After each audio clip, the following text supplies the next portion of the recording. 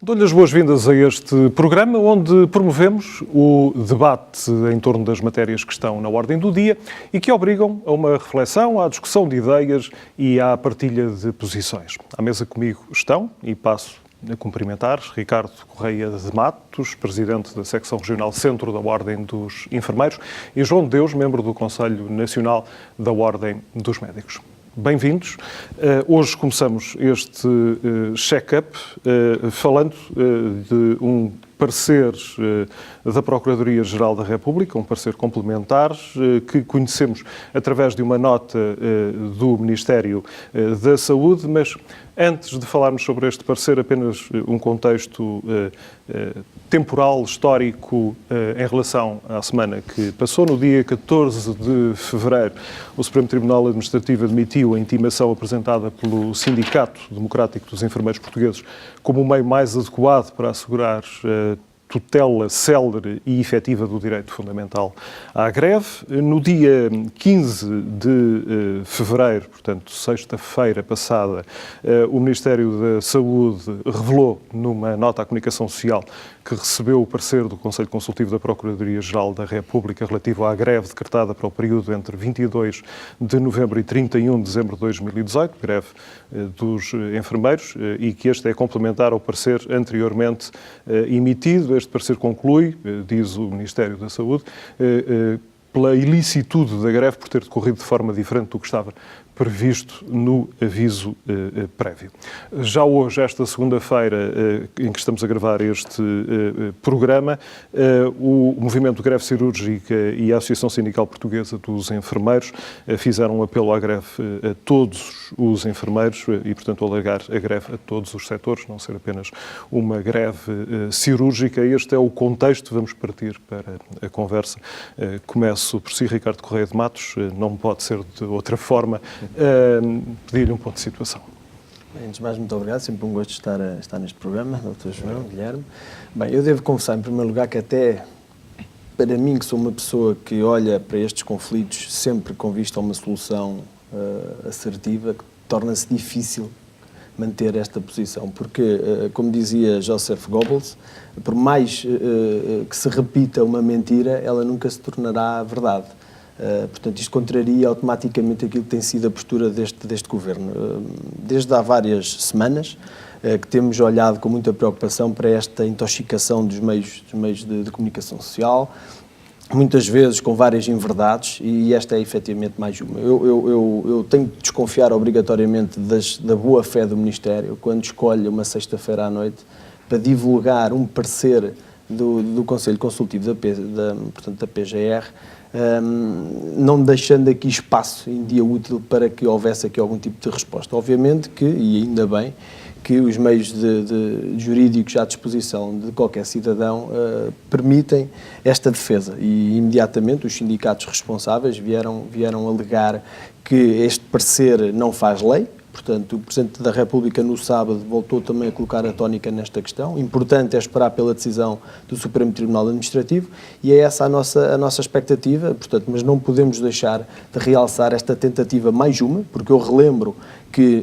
no ano passado aconteceu exatamente a mesma situação a quando do protesto dos enfermeiros especialistas de saúde materna e obstétrica. Também houve um parecer do Conselho Consultivo, que também classificava aquele protesto como ilegítimo, e o que é um facto é que o Tribunal mais tarde veio dar razão a estes colegas e à forma de protesto. Portanto, eu estou perfeitamente convencido que as greves, daquilo que é o meu conhecimento, foram todas decretadas dentro da lei, daí o termo não ser ilegal, mas ser ilícito, e portanto é completamente diferente.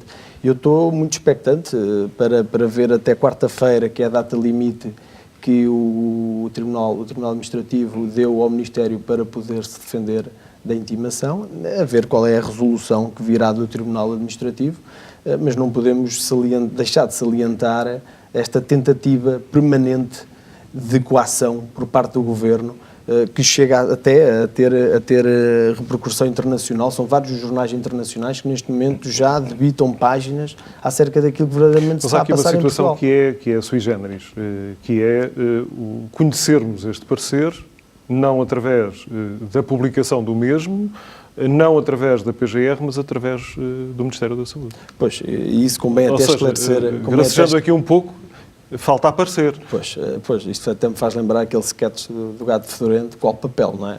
Eu relembro novamente, porque isto é no fundo uma segunda tentativa de intimação e de coação. Os parceiros, quando o Governo tem uma dúvida acerca de alguma ação social ou outra, pede um parecer consultivo à PGR. E quem elabora, quem dá esse parecer, é o Conselho Consultivo. E tal como o nome diz, é consultivo. E, portanto, aquilo que ele faz é avaliar os fundamentos que são expostos pela entidade que está a requisitar e vai dar o seu parecer dentro da lei se há ou não enquadramento legal. Portanto, nós não conhecemos os fundamentos que foram direcionados à PGR e não conhecemos também o parecer. Aliás, até este momento não houve qualquer homologação em Diário da República, ao contrário daquilo que o Sr. Ministro diz que já homologou, e o que é um facto é que não há qualquer publicação em Diário da República à data de hoje. Portanto, isto deixa-nos sempre com uma sensação de que há aqui uma tentativa, novamente, do Poder Executivo, que é do Governo, de se intrometer naquilo que é o poder judicial que diz respeito aos tribunais. E, portanto, isto não pode acontecer no Estado de Direito. Por isso é que a nossa Constituição separa muito bem os três poderes: executivo do Governo, legislativo da Assembleia da República, ao qual o Governo, neste momento, também tem uma influência elevadíssima, e poder judicial dos tribunais. Eu recordo que este programa está a ser gravado segunda-feira, dia 18 de fevereiro, e vai estar no ar durante uma semana. Portanto, é possível que ao longo desta semana, quando estiver a ver este programa, aquilo que acabou de ser dito aqui esteja desatualizado, ou alguns dos pontos focados possam estar desatualizados, mas, de qualquer maneira, a análise é feita à data de hoje, naturalmente à data em que estamos a gravar este programa. João Deus, respeitando a reserva da Ordem dos Médicos em relação a algumas destas matérias, pergunto-lhe se quer comentar. Não, só muito rapidamente. Obviamente que não vamos comentar a greve de uma classe profissional com quem trabalhamos muitíssimo bem, equipas multidisciplinares, e, portanto, tudo isso ultrapassa, digamos assim, aquilo que é a posição da Ordem dos Médicos, e respeitamos perfeitamente aquilo que são as decisões das outras classes profissionais. Relativamente a este parecer, é tudo, de facto, um pouco estranho, não é? Da forma como foi anunciado, da forma como ainda não foi publicado, mas eu apenas diria que temos que aguardar as decisões jurídicas e judiciais dos tribunais relativamente a este assunto, e, portanto, a Ordem dos Médicos não tem muito mais a pronunciar-se sobre este assunto, a não ser aguardarmos, de facto, qual vai ser a decisão final do Supremo Tribunal Administrativo sobre este assunto. Há outro ponto que tem que ser focado nesta nossa conversa, naturalmente. Muito se tem falado sobre a questão dos serviços mínimos e do cumprimento dos serviços mínimos nos hospitais. Existiram algumas denúncias por parte do Hospital de São João, no Porto, e também do Centro Hospitalar de Tondela Viseu, entre outros casos que foram saindo ao longo das duas últimas semanas. Os serviços mínimos estão a ser cumpridos ou não? Muito claramente. Todas as informações que chegam à Ordem dos Enfermeiros refletem que sim, os serviços mínimos estão a ser cumpridos à data de hoje, assim como estavam a ser cumpridos à data da suposta elaboração dos relatórios por parte desses centros hospitalares, onde refletem que havia ali ausência de cuidados e, portanto, não estariam a ser cumpridos os mínimos, e dessa forma existia argumentos para a requisição civil. A Ordem dos Enfermeiros, sempre com uma atitude construtiva nesta matéria, obviamente que nos preocupa muito a qualidade dos cuidados e como é que esta greve está a ser gerida. Nós solicitámos uma reunião em Lisboa a todos os enfermeiros diretores, e a reunião aconteceu e fomos informados de que não haviam notícias, não haviam informações que sustentassem o que estava escrito naquele relatório. Nós nunca lemos os relatórios, portanto é outro documento que está um pouco escondido, portanto, quer das instituições públicas, quer da opinião pública, e, portanto, nessa matéria eu estou perfeitamente seguro de que os enfermeiros que tutelam essas áreas não estão seguramente a mentir. E, portanto, nós temos também, ao mesmo tempo que recebemos informações das hierarquias, também recebemos dos enfermeiros que estão no terreno e que nos reportam exatamente como tudo aconteceu. E, portanto, eu penso que é público. Aliás, o Dr. Garcia Pereira tornou público imediatamente todo esse esquema de aumento da cirurgia programada para que, posteriormente, viessem a ser declaradas cuidados insuficientes para garantir os mínimos. Portanto, eu espero que rapidamente se decida sobre esta matéria e, portanto, a quem cabe essa responsabilidade é, indubitavelmente, aos tribunais, e daí que estamos a aguardar com alguma serenidade, ao mesmo tempo que, segundo me parece, hoje há uma adesão elevadíssima, a rondar os 100% à greve que foi decretada para o dia 2.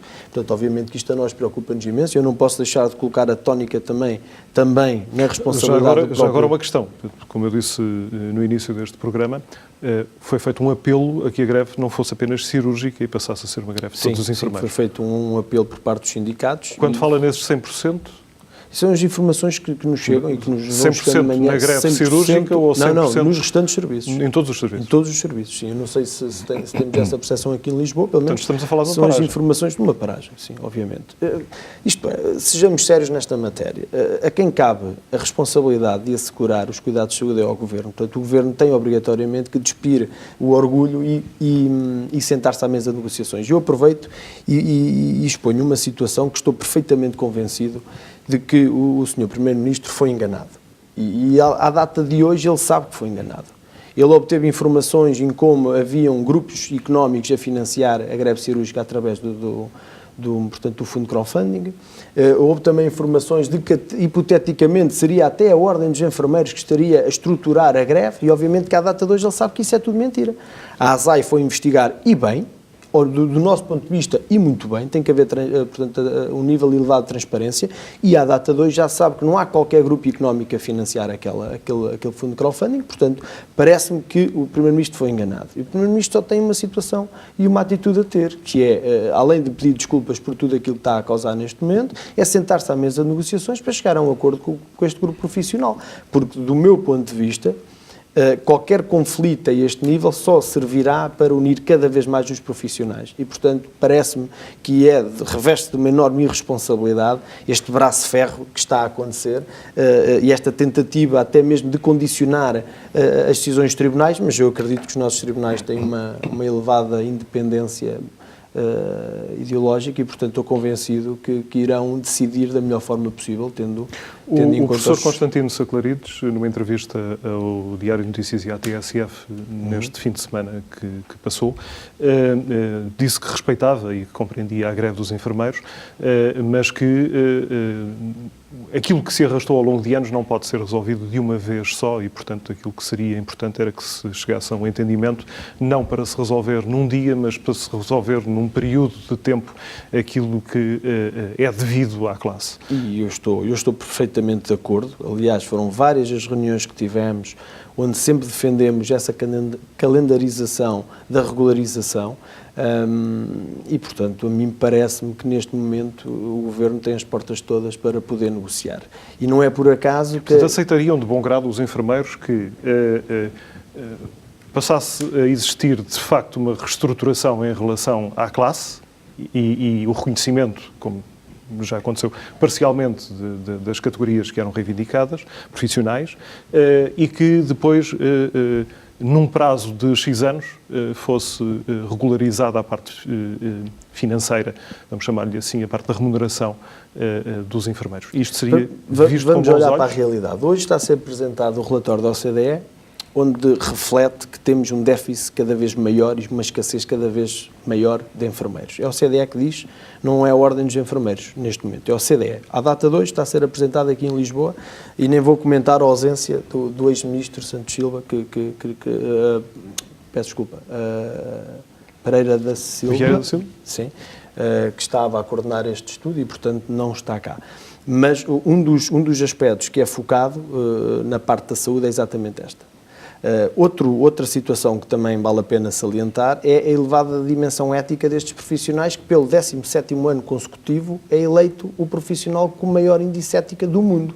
E, portanto, a mim parece-me que é perfeitamente plausível e tendo em conta que cada vez mais os sistemas internacionais olham para o enfermeiro como um ator principal na sustentabilidade dos sistemas de saúde, parece-me que a classe não via com maus olhos essa regularização ser calendarizada. Aliás, até é uma das propostas dos sindicatos.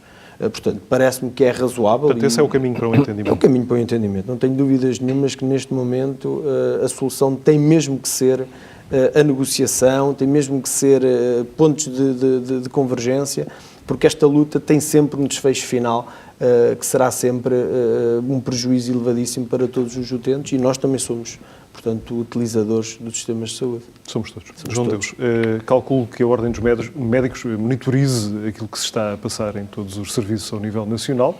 Naturalmente, os médicos estão presentes um pouco por todo o país, naturalmente. Que informações é que chegam à Ordem? Calculo que tenham essa informação em relação a estas paragens, a estas denunciadas situações de não cumprimento. Existem queixas de profissionais médicos à Ordem ou pelo menos chamadas de atenção em relação a esta matéria? Bom, primeiro que tudo, dizer que a Ordem dos Médicos, a principal preocupação nossa, e penso da Ordem dos Enfermeiros também, é relativamente aos doentes. E isso é, obviamente, o nosso primeiro, digamos, mote. É aquilo que pode acontecer, de facto, às pessoas que estão a aguardar. Relativamente aos serviços mínimos, é evidente que isto deve ser avaliado por uma entidade externa, independente, para perceber se de facto houve ou não incumprimento dos serviços mínimos. Não compete à Ordem fazer essa avaliação, obviamente, nem competirá, digamos, às autoridades, à Inspeção-Geral das Atividades em Saúde, a fazer essa avaliação. E a partir daí, as decisões devem ser tomadas no estrito cumprimento da lei. Isso é fundamental. Portanto, é preciso que essa avaliação externa seja feita no sentido de perceber se de facto estão a ser cumpridos ou não. É evidente que tudo isto também tem a ver, e o Ricardo estava a dizer bem, com, no fundo, a falta de financiamento do Serviço Nacional de Saúde. Nós estamos com uma percentagem do PIB muito baixa em termos de valor para a saúde, à volta dos 5%. Saiu hoje a notícia, mais uma vez, da elevadíssima gasto que se faz em horas extraordinárias. E isso é exatamente porquê? Isso é exatamente porque não há contratação de profissionais para o setor de saúde. O Ricardo estava a falar da falta de enfermeiros, eu falo da falta de médicos. Nós temos cerca de 5.500 médicos em déficit para cumprir aquilo que seria o mínimo para o Serviço Nacional de Saúde, e estamos a recorrer a horas extraordinárias dos profissionais, com tudo o que isto tem de burnout, de desgaste, de cansaço, o recurso a empresas externas que não fazem o mínimo sentido, porque muitas vezes a qualidade é muito duvidosa, não é?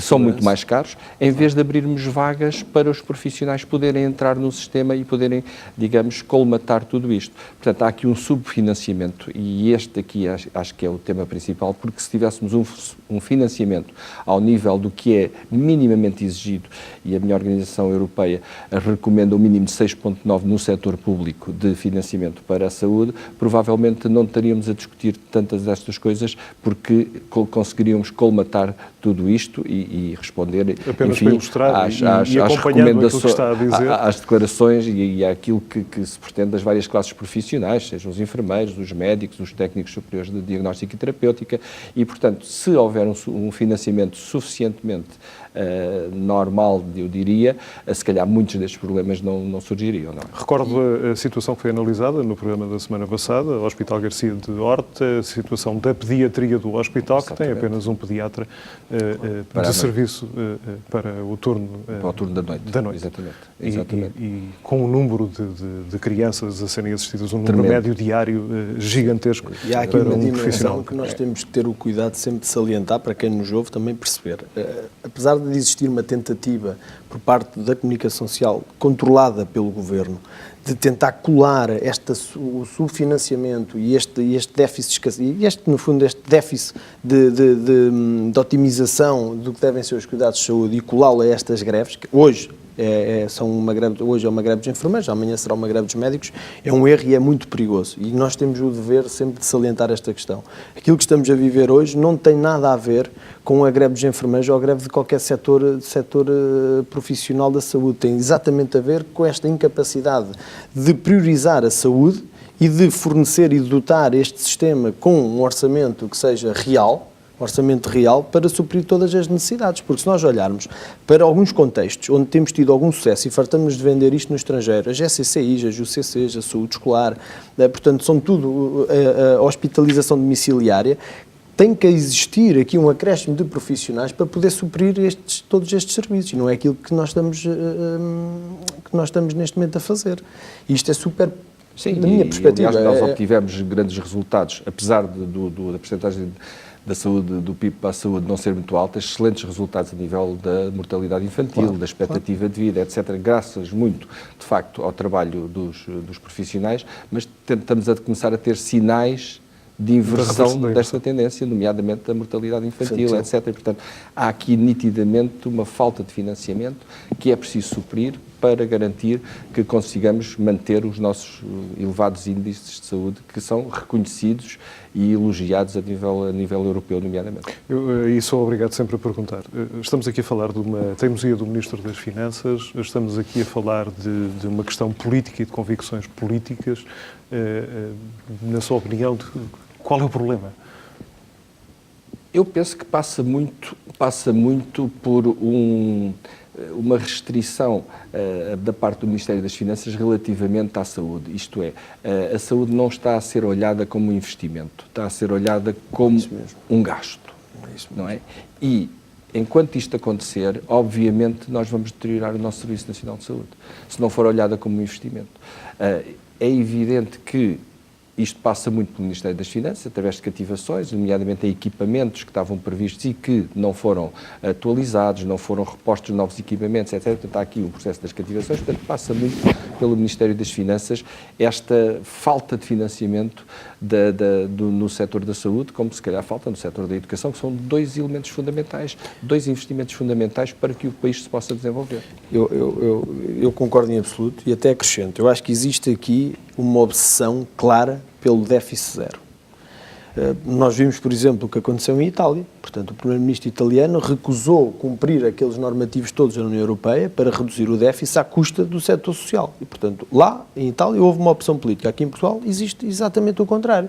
Nós temos tido, por exemplo, o ano passado tivemos um déficit historicamente baixo à custa das cativações. Estamos a falar de mais de 1.000 milhões de euros de cativações só no setor da saúde.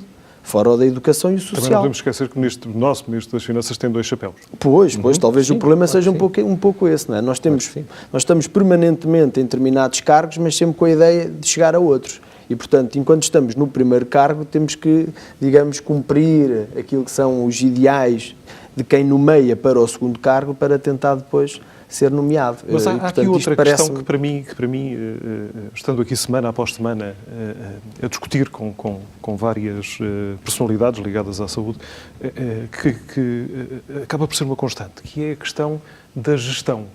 Os serviços estão a ser bem geridos, os hospitais estão a ser bem geridos, a ADSE está a ser bem gerida, o dinheiro está a ser bem gerido, os recursos estão a ser bem geridos ou estão a ser dia após dia destruídos, uma descapitalização permanente, porque começa a ser esta a imagem que passa de todas as conversas que temos, tudo aquilo que lemos.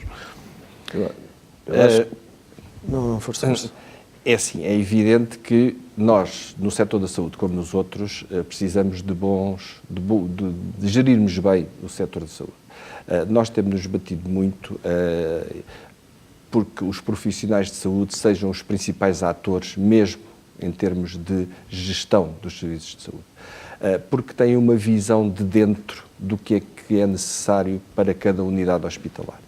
E muitas vezes as nomeações políticas de gestores, que muitas vezes nem são da área da saúde, levam a que a política que é traçada não corresponda às necessidades e às expectativas da população.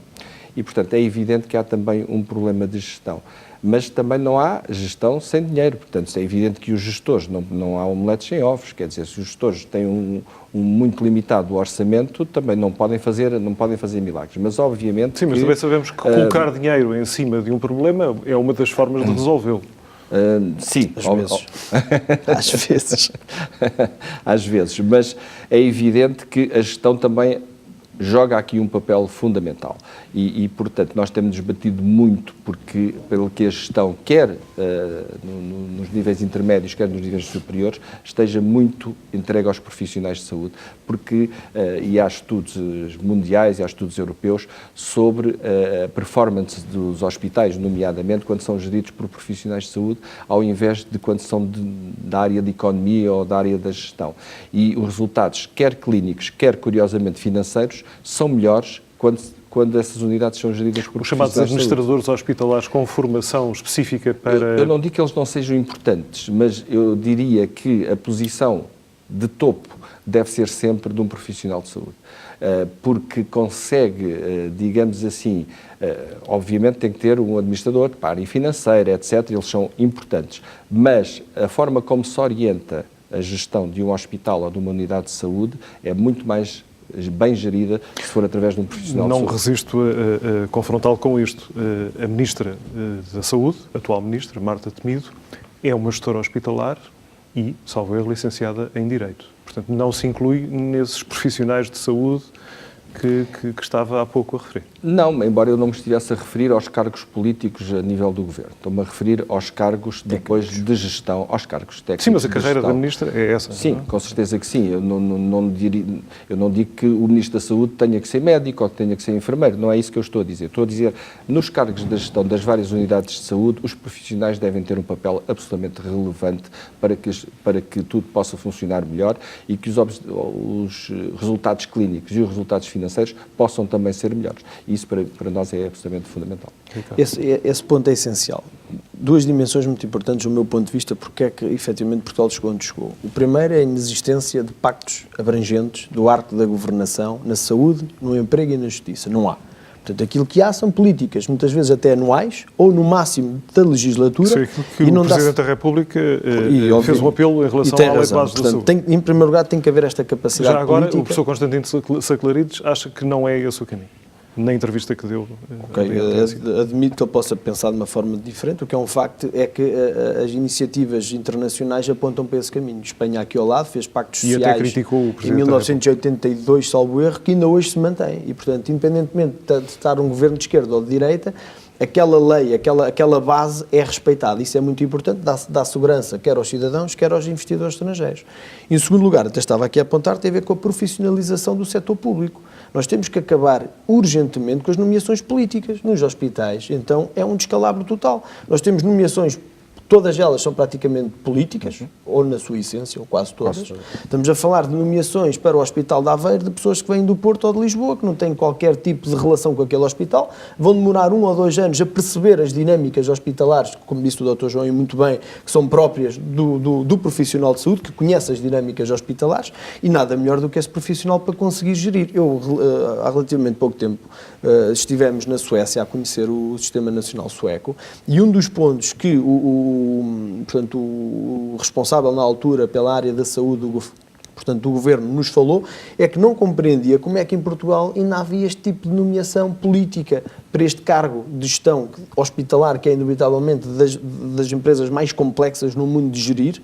São nomeados politicamente e depois não lhes é dada qualquer tipo de autonomia. Portanto, é da temperatura. Quanto mais nos aproximamos do hemisfério sul, mais a tendência é essa. Eu estou perfeitamente convencido que quando tivermos a coragem política necessária para cumprir estas duas dimensões, tenho a certeza absoluta que vamos ter serviços públicos de qualidade, não tenho a menor dúvida. Bom, vamos fazer agulha, vamos mudar de tema.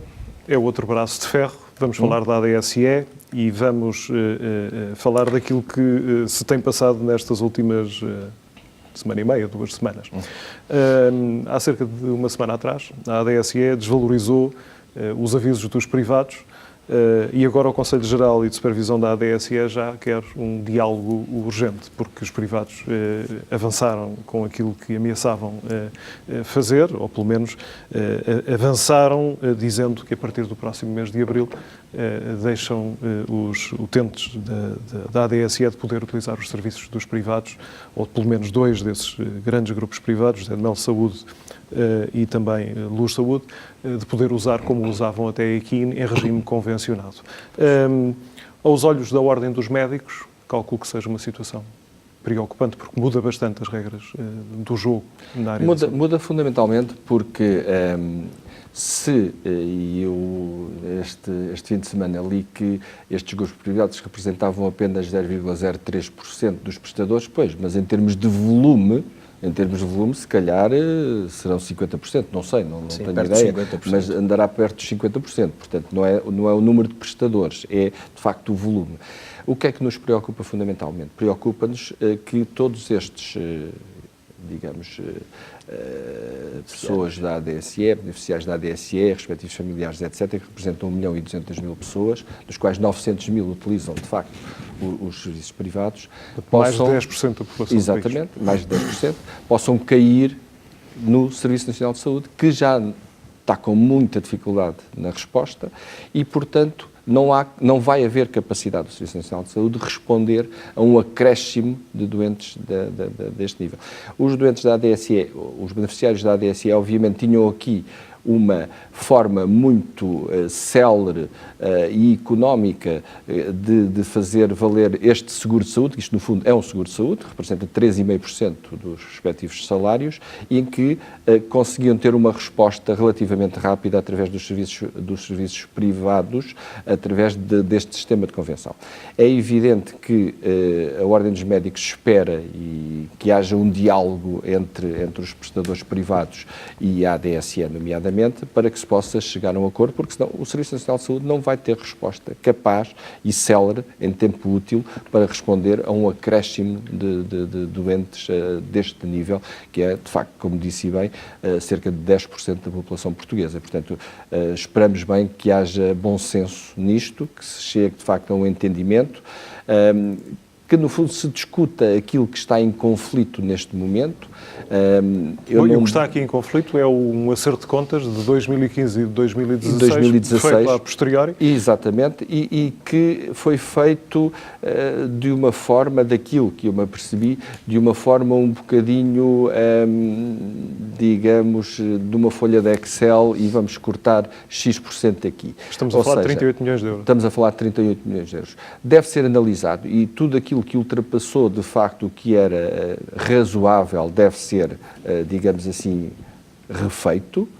Aí estamos de acordo, mas não é cortar a direito porque é evidente em termos nomeadamente dos atos cirúrgicos, já é estranho não são todos iguais. De contas no final de 2018 relativo a 2015 e 2016. Porque muitas vezes o que é que acontece? Nem todas as cirurgias têm os mesmos consumos, quer dizer, eu quando faço uma cirurgia, normalmente tenho um consumo fixo, mas às vezes preciso de mais produtos, mais ampolas Dylan para a cirurgia da catarata, etc, etc, e portanto tem um gasto suplementar. E não seria portanto, não faz muito sentido cortar isto ter a direito, uma tabela de valores por ato médico certa? Acho que sim. Acho que uma tabela para uma tabela máxima, digamos assim, mas que possa incluir tudo aquilo que às vezes é necessário, quer dizer, porque se vamos pelo mínimo, muitas vezes o mínimo é ultrapassado e, portanto, nós não vamos operar um doente se sabemos que depois a ADSE não vai complementar, reembolsar aquilo. As próprias instituições não vão querer isso.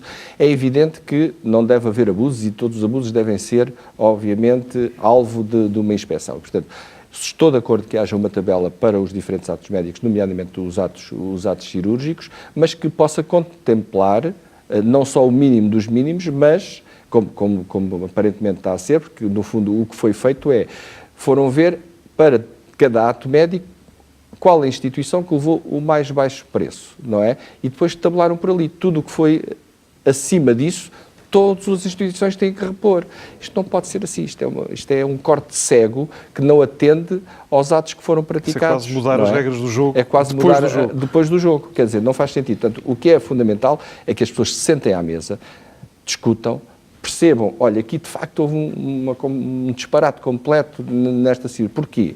Não é? Se há uma justificação técnica, médica, para aquilo acontecer, muito bem. Se não há, muito bem, então há que repor isto. Agora, um corte cego numa tabela de Excel a dizer vamos cortar isto a direito, não faz nenhum sentido. Portanto, é preciso as pessoas se sentarem à mesa, conversarem, discutirem caso a caso e chegarem a um entendimento, e isso acho que é fundamental. Portanto, esta situação acaba por ser um pouco escandalosa e acaba por prejudicar e estar a assustar os beneficiários da ADSE que não sabem muito bem o que vai ser a sua vida e que podem estar confrontados com cirurgias, por exemplo, que custam, como sabemos, valores expressivos Claro, e que podem não poder ser acompanhados por estas pessoas, por estas famílias e neste momento calculo que muitas pessoas estejam um pouco de cabeça perdida sem saber o que vão fazer porque já estão confrontados com diagnósticos e não sabem se têm resposta no Serviço Nacional de Saúde e, portanto, tendo a ADSE, acreditavam que podiam usufruir da ADSE e dos acordos que existiam e neste momento não sabem o que vai ser a sua muitos vida. doentes que estejam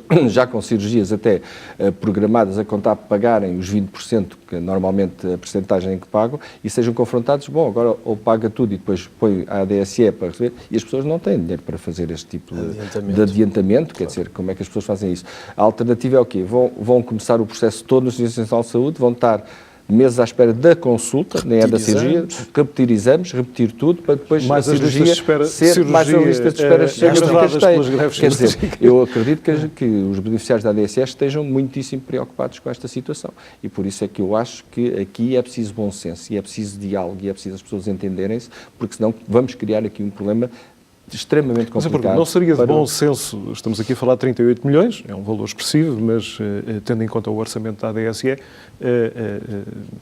é um valor que poderia ser utilizado como arma de negociação de outra forma, chamar os privados e dizer-lhes, meus caros, este acerto, o valor é muito expressivo, isto não pode voltar a acontecer, portanto vamos aqui chegar a um entendimento de novas tabelas e de uma nova forma de controle daquilo que está. Acredito que sim, que a partir de agora pode-se estabelecer isso. E em relação agora, seria ao necessário chegar até aqui? Eu penso que não. Eu penso que aqui o que havia era que avaliar caso a caso e perceber se de facto se foram ultrapassados determinados valores e porquê, porque aí também há a parte médica. Podem ter sido justificados a ultrapassar esses valores que eventualmente a ADSE entende por bons.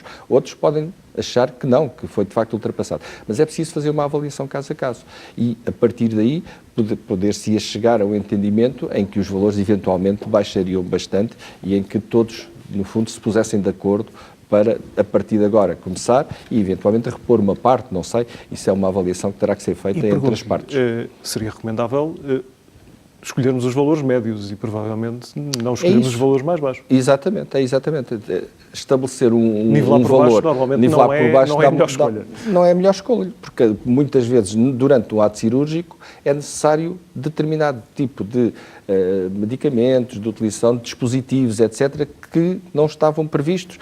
Mas e até recordo aqui os conceitos do tão falado Value-Based Healthcare que tanto se fala hoje e que não seguem essa regra do nivelar por baixo. Exatamente. Portanto, há que estabelecer aqui um valor e criar médio, racionais para que haja que seja racional, racionalidade no ato. E que as instituições possam aceitar como bom. Como é evidente, porque senão se vamos pelo valor mínimo, as instituições ficam com o ónus do restante e, portanto, se calhar o que a ADSE lhes paga já não cobre aquilo e ficam eles, digamos assim, a ter que pagar esse restante. E os beneficiários, enfim, não devem ser de todo prejudicados com isto. Ricardo Correia de Matos. Bem, obviamente nós olhamos para esta questão com muita preocupação. Nós, a Ordem dos Enfermeiros e cidadãos em geral, nós e qualquer pessoa. Obviamente que foi aqui criada uma expectativa de acessibilidade mais privilegiada a um número elevadíssimo de pessoas ao longo dos últimos 20 anos e neste momento há aqui um risco de verem defraudadas todas estas expectativas e isso assusta qualquer pessoa. Mas convém nós olharmos um pouco para aquilo que é o modelo económico. Há uma questão que é esquecida de forma crónica, que é a questão dos direitos adquiridos. Dos direitos adquiridos, obviamente. Não é? E temos que olhar para aquilo que é a gestão, ou tem vindo a ser a gestão da ADSE, que se comporta na sua essência como um seguro de saúde, apesar de não ter plafond, portanto, mas é na sua essência um seguro de saúde, onde nunca contratualizou de forma efetiva os valores de cada ato médico ou outro qualquer serviço e, portanto, ficaria à responsabilidade de cada prestador no final do ano fazer a faturação que entende e depois encontrar-se-ia uma média nacional, pelo menos é esta a ideia que está agora a ser vendida, encontrar-se-ia uma média nacional e tudo o que fosse acima de 10% teria que ser devolvido. Em primeiro lugar, eu acho muito estranho como é que estamos em 2019 e só neste momento é que temos estes números de 2014 e 2015. Eu acho realmente muito estranho e mostra aqui uma ineficiência muito grande por parte da ACSS, que é quem cabe determinar os valores dos tempos cirúrgicos, os valores do ato médico e dos meios complementares de diagnóstico. Esta é uma situação. Pois, obviamente, que sobra um regime livre, em que cada cidadão é livre de escolher o prestador e depois a ADSE reembolsa. Mas, estando em absoluto de acordo, é muito complicado hoje em dia os cidadãos conseguirem ter disponibilidade financeira para conseguir adiantar um valor elevadíssimo e depois a ADSE vir pagar muito mais à frente. Mas não podemos também esquecer que houve aqui durante muitos anos uma ausência completa de fiscalização. E agora é lançada uma suspeita grave, do meu ponto de vista grave, porque dá a ideia de que os médicos que demoraram muito tempo ou que andaram a faturar a mais, ou houve aqui um roubo por parte destes prestadores nestes montantes. Quer dizer, há aqui uma dúvida que é lançada na sociedade que as pessoas já não têm bem a certeza se podem confiar ou não portanto, no prestador privado. E do meu ponto de vista, neste momento, o Governo está cativado pela ideologia do Partido Comunista e do Bloco de Esquerda, que olham para a ADSE como um cavalo de Troia no SNS. Isto é um regime que está a roubar dinheiro ao SNS para conseguir financiar o privado. E esta ideologia está, no fundo, a minar aquilo que é a opção política neste momento, que, do meu ponto de vista, até eu próprio, que gosto destas matérias e leio, tenho dúvidas em perceber qual é. O presidente do grupo parlamentar do PS tem uma opinião, o primeiro-ministro tem outra. Portanto, os partidos de esquerda têm outra, os da direita têm outra e ninguém se entende. Obviamente que nesta matéria de elevada sensibilidade social tem que existir aqui um elevado índice de responsabilidade à mesa. E, na minha opinião, nunca deviam ter chegado a este ponto de vir para a praça pública com estas questões muito técnicas e com estas ameaças. E, aliás, foi notícia na sexta-feira que a Autoridade da Concorrência aparentemente vai abrir um inquérito a estas tomadas de posição por parte dos maiores grupos de saúde. Portanto, há aqui logo uma ideia de cartelização desta área, o que para mim é extremamente perigoso estar nesta fase em que se encontra o SNS a discutir a acessibilidade dos cuidados aos beneficiários da A grande questão ADSE. é que as pessoas que estão a ser mais afetadas são aquelas que têm maiores fragilidades e maiores debilidades de sobrevivência. Claro, pois, por isso é que eu acho que é importante estabelecer, de facto, um plafond, digamos, para cada ato, nomeadamente os atos cirúrgicos, porque existem já os plafonds, e aqui é importante esclarecer, porque o ato médico, para os médicos, está tabelado. Ou seja, eu faço uma cirurgia de catarata e, independentemente do que gasto ou deixo de gastar, o valor que eu recebo é fixo, não é mais nem menos. Portanto, eu não posso faturar mais, digamos, em nome pessoal, a dizer eu fiz esta cirurgia, mas complicou-se e então vou faturar mais. Não, aquele valor é tabelado. O valor do ato para os médicos é perfeitamente tabelado e é fixo. A parte variável é o consumo, não é? E isso tem a ver com a instituição, não propriamente com os médicos, mas com a instituição. E aí é que se deve, e disse muito bem, encontrar, digamos assim, um valor médio, não pode ser o valor mínimo, tem que ser um valor médio dentro daquilo que se entende que são os valores entre os mínimos e os máximos. Calculo que os seguros trabalhem assim. Os seguros trabalham assim, exatamente. Os seguros trabalham exatamente assim. E portanto, não é isso que é importante encontrar. Portanto, temos aí já essa experiência e, portanto, a ADSE, que é, para todos os efeitos, acaba por ser um seguro, deve seguir também, de facto, esse caminho. Não há essa capacidade de fiscalização. E por enquanto a ADSE gerava algum excesso, não é, de liquidez, a partir do momento em que as contas começam-se a complicar, obviamente que se levantam então, todos estes problemas. Então, se calhar, o caminho mais fácil é privatizar a ADSE, como se tem falado nos últimos dias. Foi uma ameaça do Secretário de Estado da Saúde. O Secretário de Estado, o Francisco Ramos, falou isso, foi na sexta ou no sábado. Sim, falou nisso. Agora, do meu ponto de vista, aquilo que eu penso é que existe aqui permanentemente uma incapacidade de prevenção e de gestão profissionalizada destes institutos que são muito importantes. Deixa de ser um problema para o Governo. Sim, claro. Se questionarmos, se calhar, algumas até o próprio Serviço Nacional de Saúde. Ideologias do Governo, obviamente. Muitas pessoas entendem isso assim. Agora, a minha opinião deixa muito de ser pessoal... um peso no Orçamento de Estado, deixa de ser, não é o caso da ADSE, naturalmente. A minha opinião muito pessoal, é uma opinião ideológica, eu penso que a saúde nunca deveria gerar lucros e, portanto, tem que se encontrar aqui um regime isento de prestação de serviços para que consigamos garantir à população de que não há nem sequer, não há nem por um lado excessos, nem por outro lado déficit naquilo que deve ser a procura dos cuidados de saúde. Agora, isto é uma questão, obviamente, em relação a estes temas, creio que nas próximas semanas vamos continuar a falar provavelmente deles, não tenho dúvida nenhuma. Ainda temos aqui mais 2 temas para abordar até o final deste programa, e um tem a ver com a recondução de Maria do Céu Machado no Infarmed. Ao longo desta última semana fomos confrontados, são sempre notícias do Sol, mas fomos confrontados com avanços e recuos na nomeação ou na recondução de Maria do Céu Machado no Infarmed.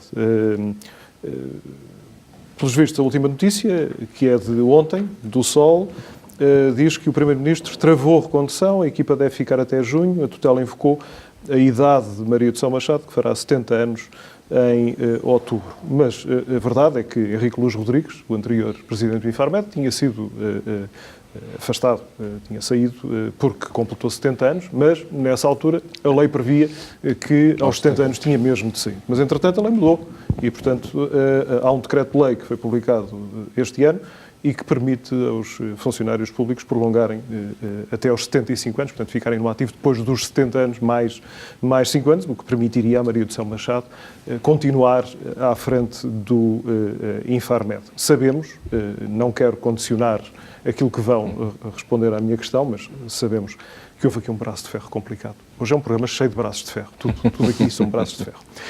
Mas houve um braço de ferro complicado em relação à vontade de transferir o Infarmed para o Porto. Maria do Céu Machado opôs-se e colocou-se ao lado dos colaboradores do Infarmed de forma bastante firme, e calculo que o Primeiro-Ministro não terá gostado, com certeza, desta atitude tão firme da Presidente do Infarmed, mas estes avanços e recuos, e fazendo fé naquilo que o Semanário do Sol tem publicado, estes avanços e recuos são mais uma... Eu vou usar a palavra, sei que não é recomendável usá-la, mas são aparentemente uma atrapalhada.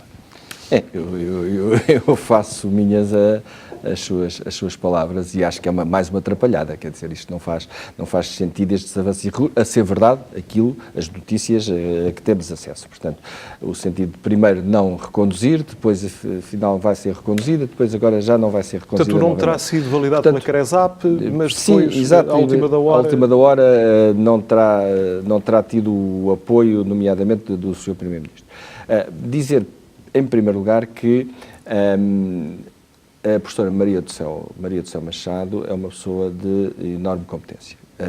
Eu tive a oportunidade de trabalhar com ela, inclusive, na Ordem dos Médicos, e, portanto, reconheço-lhe o mérito de uma grande competência em todos os cargos que ocupou. Sempre reconheci, sempre a admirei pela sua grande competência, e tem feito um excelente trabalho a nível do Infarmed.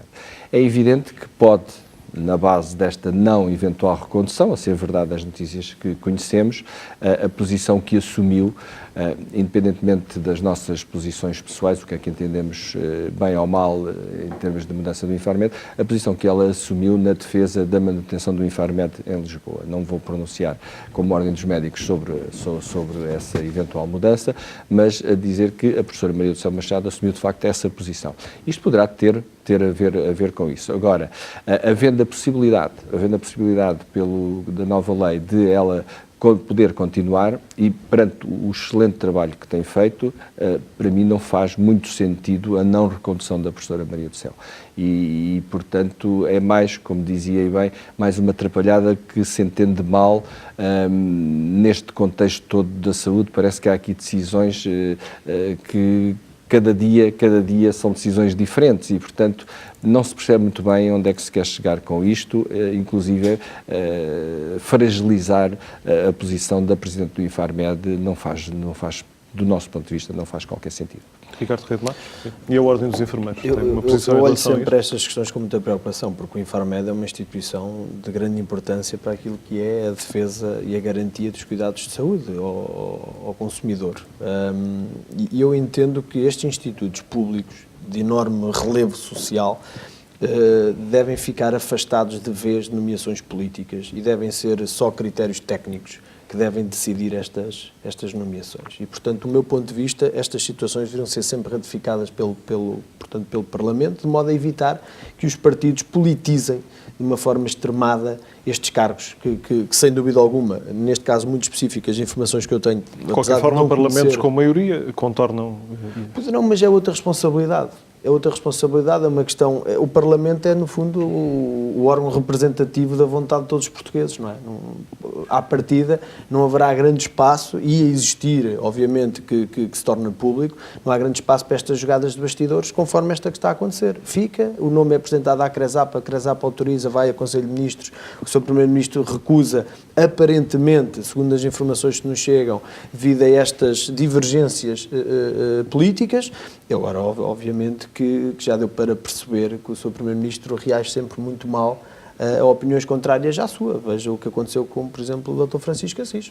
Ficou fora das listas, fez aparentemente um trabalho muito bom no Parlamento Europeu e ficou fora, e deu uma entrevista muito interessante à TSF, onde nota-se claramente que quem não segue a linha que está instituída, obviamente, tem depois uma repercussão Bom, aqui já estamos negativa. a sair da nossa Agora, a área mim de parece-me discussão. que a recondução a existir, conforme sejam verdade, seja verdade a última notícia, parece-me muito bem, apesar de Não, ser... ao contrário, a última é a não recondução.